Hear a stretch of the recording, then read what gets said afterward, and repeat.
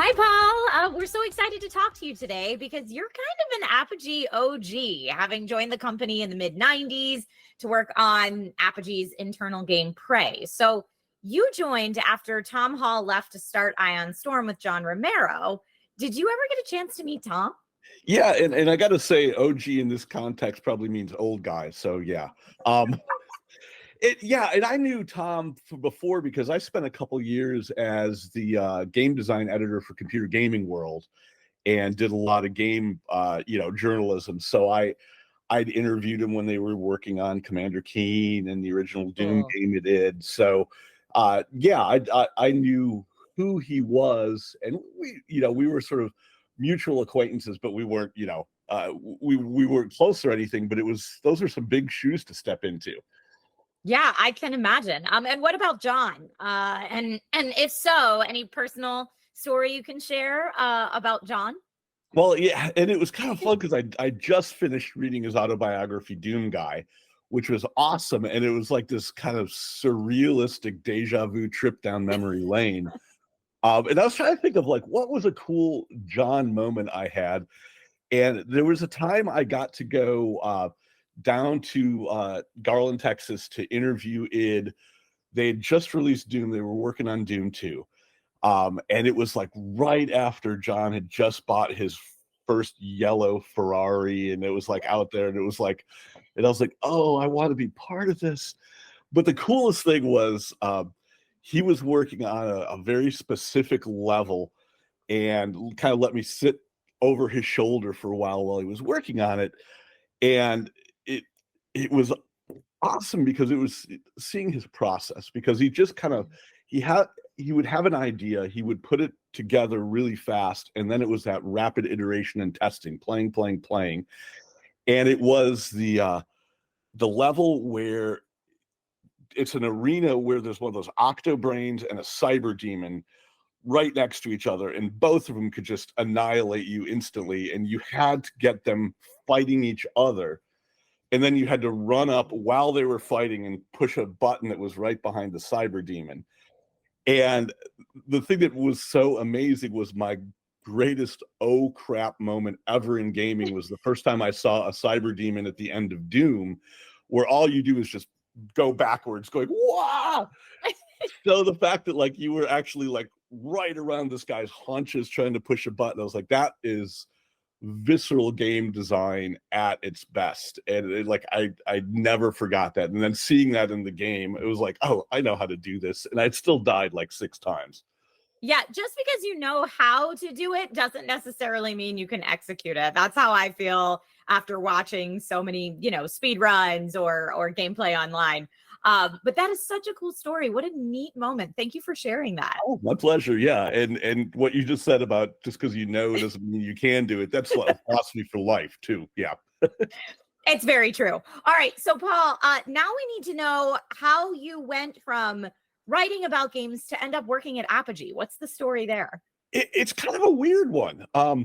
So going way back a little bit, I've always been a game designer. I grew up before computers, before I was a board gamer, and my first game that I ever designed was a miniatures game in 1974. I was in 4th grade. I was a total loser. Very cool. I would have been friends with you, Paul. I think that's super cool. So I've always been into gaming and got really into computer gaming and stuff, but it was before there was really a career path. Okay. So that was sort of a similar discovery I had with John Romero, was we both wanted to be game programmers, and there was no higher education path to get there. So I went a completely different direction, and I got an MFA in science fiction writing, of all things, because that's a degree you can use. But anyway, so I'm writing for Computer Gaming World, for Omni Magazine, and I'd been down Apogee a couple of times to interview Scott and George with Duke Nukem 3D, and I remember like talking to George Broussard when I was seeing Duke Nukem 3D before it was released. I'm like, at what date did you know this is going to be a monster hit? Like, and so I got to know them. They knew who I was, but I think the 2 things that tipped it was I did an in-depth sort of how-to strategy thing for Computer Gaming World on how to build levels in Duke Nukem 3D in the build editor. And at that time, I was teaching college at Monmouth College, a little liberal arts college. My office was in the basement of the student union. So I created the student union map in Duke 3D to deathmatch with my students. And I had this incredible like secret thing under my desk with like a weapons cache and everything. So, you know, they like thought they knew everything, but I could like scoot under my desk and get, you know, rocket launcher and everything like that. And Computer Gaming World also published that level. So they knew that I kind of knew what was going on. And then I decided to leave academia and ended up getting a job as the lead designer for MechWarrior 3 at FOSSA Interactive. Okay. And I think that told Scott Miller that I was not an idiot, that like if someone else is going to hire him, maybe we could hire him. And he actually came and poached me from MechWarrior 3. Oh, I need to hear that story. Yeah, and I was like, what? Okay, cool. Yeah, so what did you think when they asked you to be the project leader on Prey? Had you heard of that game yet? Yeah, no. And I was like, you know, are you talking to me? And I remember one of the first things that, you know, sitting down with Scott and George when I got to 3D Realms, was they're like, we want this to be the most violent game ever made. And I'm like, wow. And I'm like, maybe later on I could make some kids games to like clear my karma if I do this for a couple of years. And I remember like walking in and it was like, there's just a big empty room there. You know, Tom had left to go do the Ion Storm thing. William Scarborough, the lead programmer, was in his office working on the Portal technology. And it was basically like, we want this to be the most violent game ever. We want to follow our model of character-driven first-person shooter with attitude. The lead character is a Native American with the last name of Brave. Go. And it was terrifying, but it was also amazing because those were Wild West days in game development. And it was an incredible time, and they put some amazing trust in me. Were they well-founded in that trust? Some days probably they thought, yeah. Some days they're like, what the hell did we do? But everybody in that industry was naive. It was an immature industry. And almost every game you worked on, you were doing R&D while you were doing development. And so inherent in the process, not just at Apogee 3D Realms, but all over the place, you're kind of creating the system of stress and failure where you're trying to like create the technology while you're trying to create the game. And it was amazing when it worked. And it was really painful and Tums inducing when it didn't. Yeah, I can imagine. Prey was definitely a hugely ambitious project. Yeah. Yeah. Are there a few things that you can speak to back then that really set Prey apart from other games being made at the time? Well, I mean, obviously Portals. We'll probably talk about that coming up down the road. The other things that I think were kind of innovative was we started with a story and then we're using the game to tell the story. I mean, there was always the idea of narrative and the importance of character, but we actually wrote a novella about the game and then would kind of build the levels out of it. And we had a really interesting flowcharting system to define the levels and the places where the story had to happen. Okay. And then the level designers, and we called them game space engineers, which was a stupid name in hindsight, but we were trying to it. So that was pretty cool. The other thing that I thought was really neat was, you know, in the previous iteration of shooters, whether it was full 3D like Quake or whether it was like Duke or Doom, you had this sort of like model of the gun at the bottom of your screen, you know, like right where my hand is. And your weapon just sort of came from somewhere and aimed. What we actually did was we had a bone in the gun that was the vector that the projectile or whatever shot from.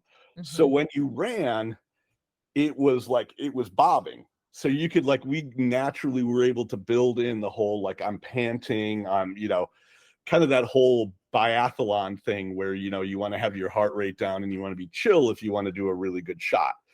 And that was pretty cool. Yeah, that's super cool. And when you're talking about writing this novella and then kind of taking the game from that, I imagine your background as a sci-fi writer, you were uniquely positioned for this game, it seems like.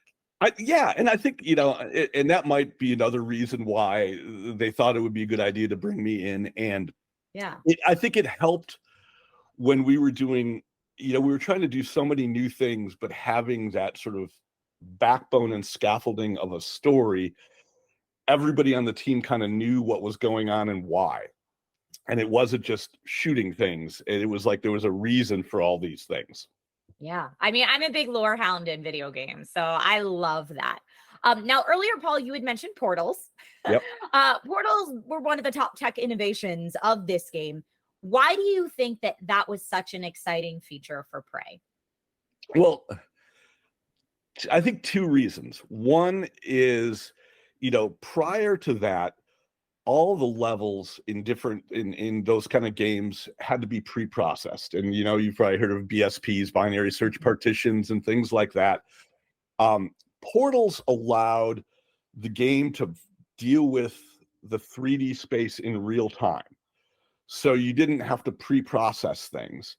So and as Spider-Man's uncle said, with his power comes great responsibility, because it allowed you to do some really amazing things. But the one thing you couldn't do is have like portals looking at portals, looking at portals, looking at portals, because then you could create a situation where you're churning too many triangles at once and the thing just crunches. So the performance of the game was really in the hands of the game space engineer. But the other thing was just the concept of, you know, texture mapping was only a couple of years old then. The idea that you could take a polygon and put a bitmap piece of art on it was still pretty, you know, wow technology. A portal was basically taking a polygon and putting a viewport to another three-dimensional space on that. And, you know, obviously when you just make it a level, you put it where like doors are, and it just takes you to the next room. But there's no reason it has to be that. It could be a portal on the ground that is pointing back into the same room, and you get reflectivity, you get shiny granite floors. It could be things like in the Portal game that Valve did, where, you know, a portal could be here and also to the side, and you could shoot to that portal and hit yourself. And we had portal mines that you could set up. And it could also move around because we had ways that you could move geometry. And one of the things at an E3 was we had this sort of like, I don't know if you remember the movie Contact, where they, you know, they had that spinning thing that was where they dropped the thing to go into space. We had a portal on one of those things, and it started out with Talonbrave was in a bathroom of all things with a gun. I don't know why he was in a bathroom, but the whole idea was to make it look as mundane as possible. And then the camera zoomed back, and it was actually a portal in these three rings that just started spinning and spinning. And it was just, you could mess with reality. And that was the coolest thing, messing with reality. That's so fun. All right, let's take it back to E3 1998, since you brought it up. Prey had an amazing showing that year. And when the press and everyone finally got to see portals in action, it was a huge success. Everyone was really excited about it. What were your feelings and the team's feelings after coming back from such a successful E3? I mean, I think we knew that's the high moment. I mean, holy cow. And the thing that we did that was, and this, I credit Scott for this, which was like, we weren't showing it streaming out on the floor. You had to have an appointment to go into a backroom office to see this. And there were a couple like cool moments because everybody had been hearing about Prey. Screenshots were coming out, and I was sitting in my Prey t-shirt. I had long hair then, and I was, you know, had a big monitor and was showing them, you know, okay, here's how running around, here's what it looks like. And it looked gorgeous. Yeah. But then we got to show them a couple of things that just totally blew them away. One was all geometry, because you're not doing these pre-calculated BSPs, was dynamic. And so we were just in a demo level where I'm shooting at a drone, but then I could shoot out the supports of the ceiling, and the ceiling crashes down and the walls crash down. And no one had ever seen that before. It was like, oh my God. And then the sort of like coup de grace at the end was, you did all the stuff and they're just drooling. And then you're like, hey, you want to play multiplayer? And we had a second computer there and we had multiplayer working. And I'm like, grab a keyboard, grab a mouse, let's go. And that was so cool. So everyone who came out of there, we under-promised and we over-delivered in what we showed. And the entire team worked so hard on the levels, the animation, the art. And it was one of those things where it's like, wow, we're at this particular moment on top of the world. It was so cool. I mean, there were tears later, and we'll probably get to the tears at some point too, but at that moment, it was so amazing. That sounds like such a wonderful high. And then, like you said, then it led to tears later. It's really a shame that Prey was never finished. My understanding is that internally, Apogee needed to focus more on Duke Nukem Forever back then, and they decided to put Prey on hold. But I'm sure that was a super sad day when you found this out. Are there any thoughts you can share?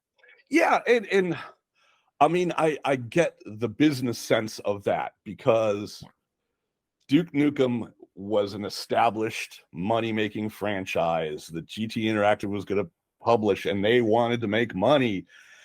And in these days where, you're always trying to, you can't help the feature creep, like, oh, that's a cool thing, let's put that in.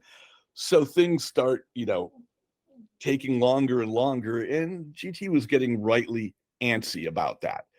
And so I understand that business decision. The other thing that sort of helped probably make it a little easier for Scott and George was, when we were developing Prey, it required 3D acceleration. We were developing it on the 3DFX card. It was a company that made 3D accelerators. It had an API called Glide. We were actually thinking of making the game so that it required a 3DFX card. It required this one brand of card. And that would have been a pretty risky, ballsy, and maybe dumb move. And as we were kind of thinking about it and talking it over, the company 3DFX was starting to have some issues. And that was when Microsoft was working on their DirectX stuff. Got it. And DirectX was still kind of rough, but we basically made the call, and it was the right call at the time, to move the technology to be able to use 3D, to use DirectX from 3DFX. And so it was basically like we had a Lamborghini, and it was like we took it all apart, and it's laying in parts on the garage floor at the time when there's the pressure on Duke Nukem Forever. And so those two kind of perfect storms together, I understand the decision, to pivot and try to move as many of the developer resources to Duke Nukem Forever. Though, that was tough, because I know it was not an easy decision for Scott Miller to make. Yeah. But it, when it hit, it was just like, oh, because it's 3 years of your life. Totally.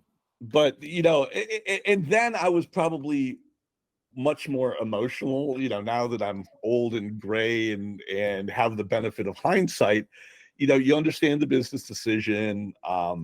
Would I have made the same decision given the variables? Probably. Yeah, I probably would have. Yeah. But yeah, like after that high 83 and the novellas, and yes, I'm sure it was heartbreaking. Now when you look back on that time, as you said, I know you said looking back in hindsight, your perspectives changed a little, but overall, how did you feel about working at Apogee for a few years back then? It was amazing, because, as we said before, it was sort of the Wild West of game R&D.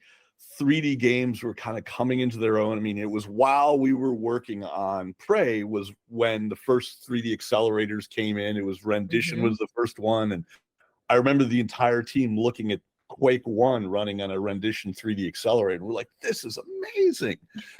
So that was really cool. And it was the time when the teams were small enough. I mean, now if you're thinking of, the AAA games, I mean, they're made in 3 different studios with hundreds and hundreds of people. But when you're talking about, a dozen people all in the same space, the camaraderie, the sense that it's a real team effort was really there. And that was magical. And when I ended up starting my own company, I tried to capture as much of that as possible, that sense of we're adventurers in the great unknown and our job is fun and let's make that happen.